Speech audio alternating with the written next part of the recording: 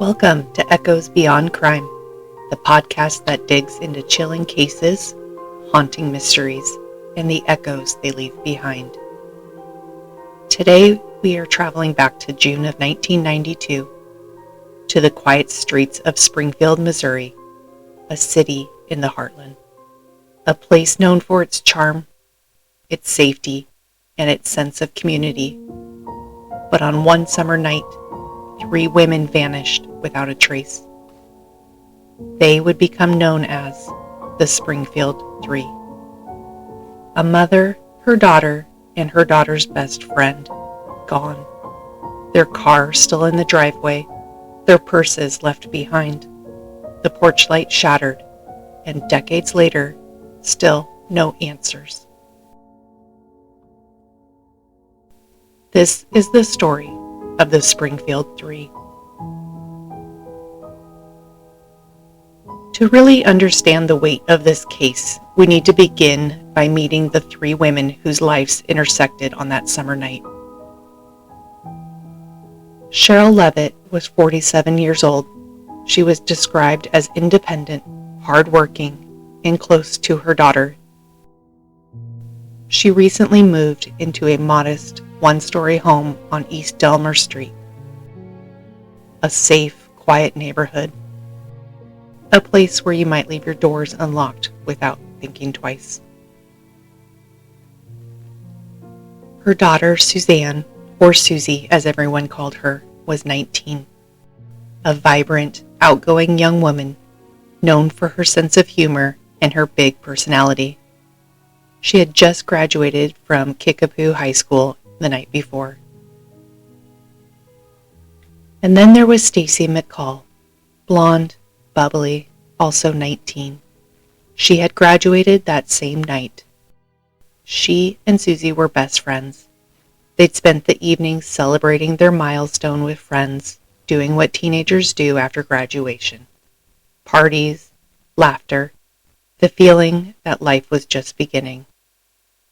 That night would be their last. It was June 6th, 1992. Suzie and Stacy had planned to head to Branson with friends for a celebratory trip, but those plans fell through. So instead, they made their rounds at a few graduation parties. By the early hours of June 7th, the 2 young women decided to crash at Suzie's house instead of staying at a friend's. They headed to East Delmer Street, where Suzie lived with her mother, Sherrill. The decision would alter the course of their lives. By all accounts, they arrived sometime between 2 and 2:30 in the morning. Everything seemed ordinary. No signs of struggle, no reports of screams in the night, just silence. And then, nothing. By the next morning, all 3 women had vanished. The first signs that something was wrong came quickly. Friends of Stacy expected to meet her at Water Park that morning. When she didn't show, they tried calling, but no answer. By midday, worried friends drove over to the Levitt home. What they found was unsettling. The women's cars were parked outside. The front door was unlocked. Inside, all 3 women's purses sat neatly in the living room. Cigarettes, money, keys, untouched. Sherrill's bed appeared slept in, but she was gone. The family dog, a little terrier, was restless, clearly distressed. And on the front porch, the globe covering the light had been shattered.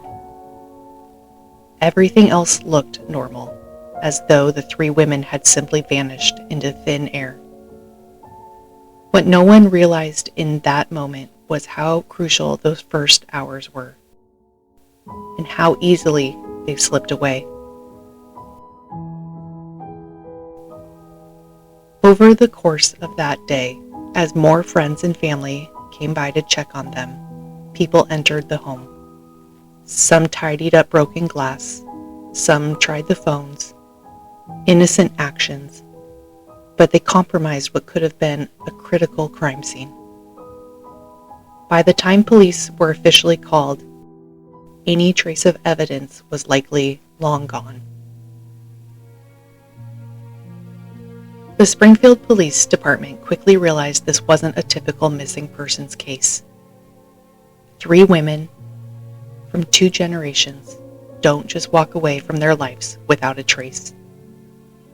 Investigators considered every possibility. Could they have left voluntarily? Unlikely. Their purses, money, and vehicles were still there. Could it have been a robbery gone wrong? If so, nothing appeared stolen. Then the darker possibilities began to surface. Detectives interviewed neighbors. Some recalled a strange green van in the area around that time. Others reported hearing dogs barking, but nothing definitive ever came from those leads. Phone records were checked, dead ends. Hundreds of tips flooded in from the community and beyond. The women's faces were plastered on missing person posters. The story gained national attention, and yet the case remained painfully cold. Over the years, several persons of interest came under scrutiny. One was a convicted kidnapper and robber named Robert Craig Cox. He had ties to Springfield. While in prison in Texas, Cox claimed he knew the women were dead and that their bodies would never be found. Authorities looked into him, but he never offered verifiable evidence. Some believe he simply enjoyed taunting investigators. Another focus was on a possible connection to local criminals or acquaintances the women may have known. But despite interviews, polygraphs, and countless hours of detective work, no charges were ever filed. And then there was the van. Multiple witnesses described a suspicious green van spotted in the neighborhood that night. One witness even claimed to see a woman resembling Suzie inside, but the van was never found. Each lead felt promising. Each lead collapsed into nothing.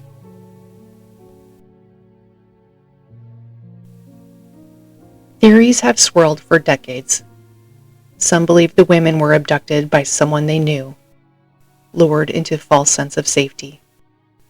Others think a stranger targeted them, perhaps someone who noticed them at the parties that night. There are even theories that their disappearance ties into larger criminal networks, that they were silenced because they witnessed something they weren't supposed to see. But the most haunting theory is the simplest, that someone slipped into that home in the quiet hours of the night and took them, quickly, effectively, leaving almost nothing behind. 3 women erased. It's now been more than 30 years. The Levitt home on Delmer Street still stands. For a long time, it became a grim landmark, a reminder of an unsolved mystery that continues to haunt Springfield. The families of Sherrill, Suzie, and Stacy have lived with decades of unanswered questions. Each tip, each rumor, each possible breakthrough has been a wave of hope followed by heartbreak. Despite technological advances in forensics, no physical evidence has ever surfaced to bring closure. The case remains open. The Springfield Three remain missing. And the community remains haunted by a question. How could 3 women vanish from the safety of their own home in the middle of a quiet neighborhood without a single trace? The case lingers because it feels impossible, and yet it happened.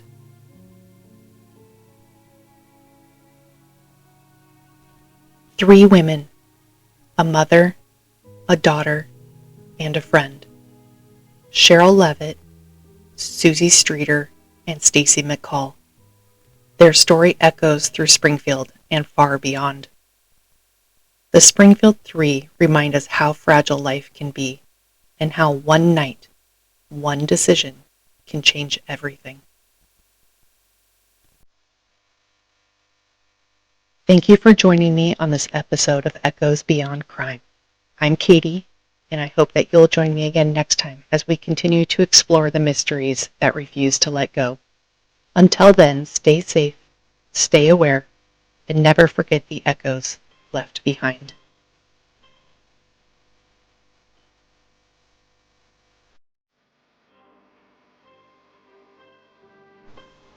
Hey, if you liked today's episode, drop a comment.